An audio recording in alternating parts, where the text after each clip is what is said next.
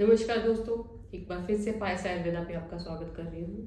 मैं बात कर रही हूँ कोविड JN न्यू वेरिएंट जो आया है।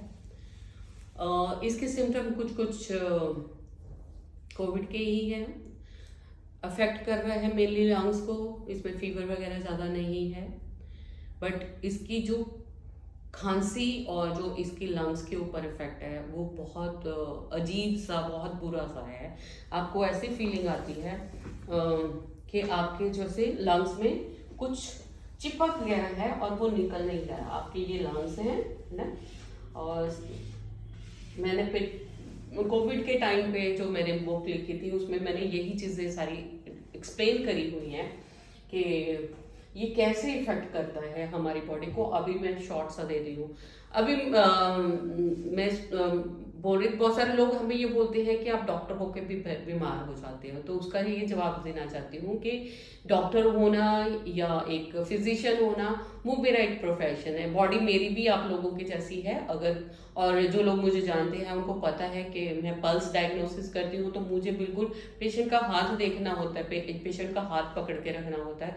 तो कोई भी इन्फेक्शन है बहुत जल्दी हमें आती है, क्योंकि बिना हाथ लगाए मेरा डायग्नोस नहीं होता। तो मेरी पल्स नाड़ी परीक्षा में करती हूँ, तो उसमें पेशेंट को मुझे हाथ लगाना ही होता है, उसकी पल्स देखनी, फील करनी होती है मुझे। तो इसलिए मुझे कहीं ना कहीं कभी ना कभी इन्फेक्शन हो जाती है। तो अभी भी मुझे ये इन्फेक्शन हुई है। उस टाइम पे अभी ये नहीं हुआ था कि ये नया वेरिएंट है, बट हाँ सिम्टम से मुझे पता चल रहा था कि ये कोविड या उससे भी एक स्टेप ऊपर का ही वेरिएंट है। बिकॉज मैंने पहली बार इतने सालों में मैंने पहली बार अपने लंग्स की वो जो एक आप कह सकते हो ना कि वो बहुत ज्यादा परेशानी मैंने पहली बार देखी है। अब लंग्स इतना ज्यादा स्टिकी सा हो गया था, ऐसे लग रहा था जैसे ऑक्सीजन नहीं जा रही आपकी बॉडी में, और आपकी जो लंग्स हैं वो बेबस हो रहे हैं एक्सपैंड करने के लिए और स्क्वीज करने के लिए, क्योंकि ये एक्सपैंड करेंगे तभी आपकी बॉडी में ऑक्सीजन अंदर जाएगी, और स्क्वीज करेंगे तभी कार्बन डाइऑक्साइड आपकी बाहर निकलेगी। तो अगर मेरी बॉडी में ऑक्सीजन ही नहीं जा रही तो बाकी हार्ट पे, ब्रेन पे, सारी चीजों पे इसका इफेक्ट होता है। तो होता क्या है, ये जो इन्फेक्शन आ रही है ये मेनली लंग्स को इफेक्ट कर रही है। और आयुर्वेद में हम लोग ये बोलते हैं कि लंग्स जो है वो मेन प्लेस है। Lungs and heart they are the main place for kapha element. हमारी बॉडी के 3 दोष हम लोग मान के चलते हैं, वात, पित्त, कफ। कफ का मेन जो स्थान है वो लंग्स है।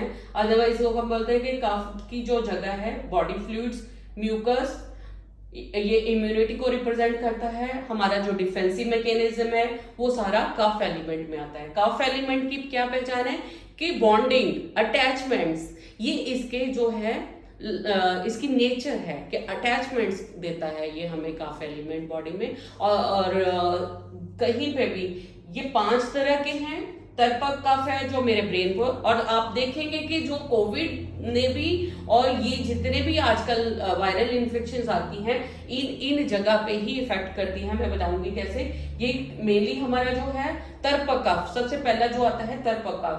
तर्पक कफ क्या है, इसकी जगह कहाँ है हमारी बॉडी में, सेरिब्रोस्पाइनल फ्लूइड और ब्रेन। तो ब्रेन जो फॉर्म करता है मेरी बॉडी में WBC RBC से, जितना मेरा बॉडी में जितने blood red blood black red और व्हाइट ब्लड सेल्स बनते हैं वो मेरे डिफेंसिव मैकेनिज्म का एक काम है। और ब्रेन, और दूसरा जो है मेरी बॉडी में जो बोन मैरो जो है वो भी डिफेंसिव मैकेनिज्म। तो जो तर्पक कफ है ब्रेन में और जो हमारे बोन मैरो में पाया जाता है, ठीक है। उसके बाद आ जाता है बोधक कफ। बोधक कफ क्या हुआ, ओरल कैविटी में जो हम लोग चबाते हैं उसमें, और ये जो हम मुंह से भी हम लोग हर चीज स्वेलो करते हैं, तो कफ एलिमेंट ये रिप्रेजेंट करता है। और मुंह से ही मेनली नाक, ENT थ्रू हमें इन्फेक्शन होती है, तो बोधक कफ इफेक्ट होता है।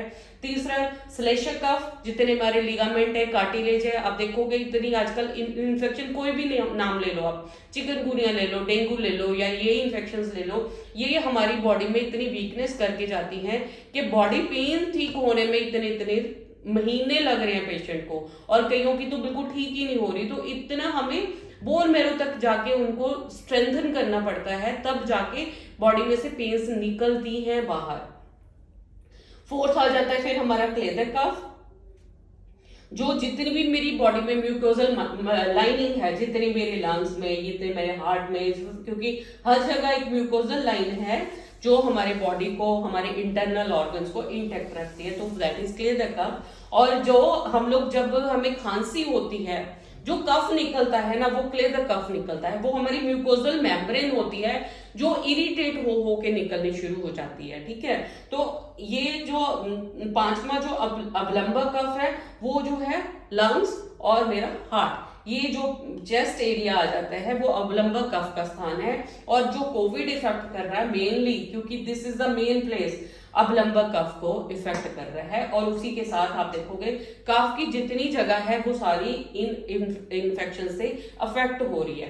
तो हमें करना क्या है, मेनली जो आपको फीलिंग आती है इसमें, एक तो अगर आपको एसिडिटी रहती है तो हमारी बॉडी एसिडिक हो जाती है। एसिडिटी अगर रहती है तो मेरी बॉडी एसिडिक मतलब ब्रिटल, मतलब हार्ड, मतलब उसकी फ्लेक्सिबिलिटी, ये जो आपकी फ्लेक्सिबिलिटी है इसको स्क्वीज करने की और एक्सपेंड करने की, ये कॉम्प्रोमाइज हो जाती है।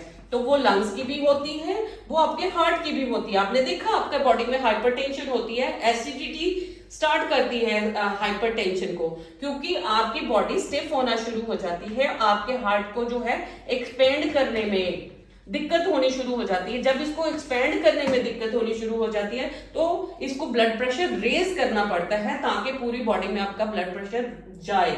अगर बॉडी में ब्लड प्रेशर ब्लड जाएगा सब जगह, तभी आपकी बॉडी प्रॉपर काम करेगी।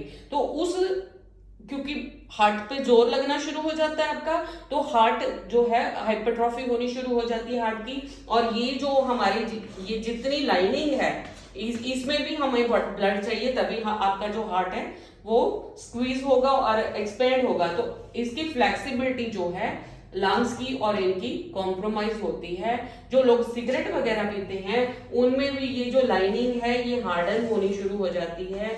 और यहाँ पे पैचेस आपने देखे होंगे बहुत बार, तो वो सारी चीजें आप लोगों ने बहुत वीडियोस देखे होंगे, तो वो सारी चीजें होती हैं। और इसमें क्या होता है, इस जो प्रॉब्लम अब जो हो रही है कोविड में, जिसका आपको ध्यान रखना है, आपको लंग्स ऐसे फील होते हैं जैसे इनमें कोई चीज चिपक गई है, ऐसे ये ऐसे फिल्ड फील होते हैं आपको, इतना इसमें ये जो जम जाता है। तो मुश्किल क्या होती है, आपको कफ को निकालने में मुश्किल होती है।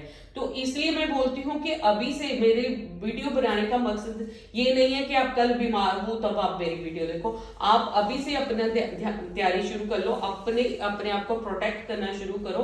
तो गर्म पानी पीना, हमने अपनी बॉडी की इसको इलास्टिसिटी को दोबारा से मेंटेन करना है। मुझे अपने लंग्स में इनको हाइड्रो मतलब इसमें इनको मॉइस्चराइज रखना है, मुझे इनको ड्राई नहीं रखना। ड्राई होंगे तो ये कोई एक्शन नहीं कर पाएंगे, क्योंकि बेचारे पहले से ही कॉम्प्रोमाइज हो जाते हैं। और जो भी इन्फेक्शन आती है वो मल्टीप्लाई होती है, बहुत फास्ट मल्टीप्लिकेशन होती है, आपको टाइम नहीं देती। तो आपको खूब पानी पीना चाहिए।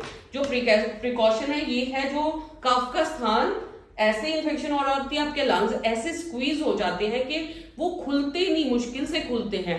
तो उसके लिए आपको गर्म पानी पीना है। शॉर्ट वीडियो भी मैंने बनाई है, आप उसको चेक कर सकते हो। मैंने लिख के भी नोट्स डाले हुए हैं अपने फेसबुक पे और इंस्टाग्राम पे डाले हुए हैं कि आपको किन किन चीजों को प्रिकॉशन लेनी है। आपने डेली रात को सोते टाइम गर्म पानी जरूर पीना है। दिन में जब भी पानी पीना है आपने कोसा करके पानी पीना है, गुनगुना जिसको बोलते हैं। हल्दी वाला दूध आपने डेली पीना है। च्यवनप्राश आपको मिलता है आप खाइए, अगर नहीं मिलता है तो आपको सौंफ का पानी आपको डेली पीना चाहिए। सौंफ, छोटी इलायची और बड़ी इलायची का पानी आप पी सकते हो, वो आपके लंग्स को हेल्दी रखेगा। और आंवला किसी भी फॉर्म में आप खाइए, ठीक है, हल्दी वाला दूध। और उसमें जो मेन इंपॉर्टेंट चीज है कि हमें इनको लुब्रिकेटेड रखना है अपने हर चक्रा पे, यहां से लेके थ्रोट चक्रा से लेके ये जितने भी मेरे चक्र हैं आप नेट पे ढूंढ सकते हो, उन पे तेल जरूर लगाना है, सो दैट मेरे इंटरनल ऑर्गन्स जो हैं वो नरिश्ड रहे, उनमें ड्राइनेस नहीं आए। ड्राइनेस आएगी तो आपको प्रॉब्लम आएगी, ड्राइनेस नहीं होगी आपकी बॉडी में, आपको ये इन्फेक्शन भी नहीं होगा, दैट इज फॉर श्योर। तो आपने हर जगह पे सरसों के तेल को छोड़ के आपने कोई भी तेल लगा लेना। सरसों का तेल नहीं लगाना, कोकोनट ठंडा होता है, कोकोनट सबसे अच्छा जो रहता है, तिल का तेल और बादाम का तेल सबसे अच्छा रहता है, तो आपने सारे चक्रों पे लगाना है। बच्चों का जरूर ध्यान रखें, ये बच्चों को इफेक्ट कर रहा है, तो बच्चों के लिए आपने जरूर उनके नाभि पे ये तेल जरूर लगाना है, और माथे पे ये सारे जगह चेस्ट के रीजन पे अपने बच्चों की डेली थोड़ी सी मसाज करते रहो इन ऑयल से, तो आप बचे रहेंगे। ये मेरी आपके लिए विशेष हैं कि किसी को कोई इन्फेक्शन ना हो, क्योंकि बहुत ज़्यादा प्रॉब्लमेटिक। हाँ, अगर कोई सफ़र कर रहा है, I will take that in other video.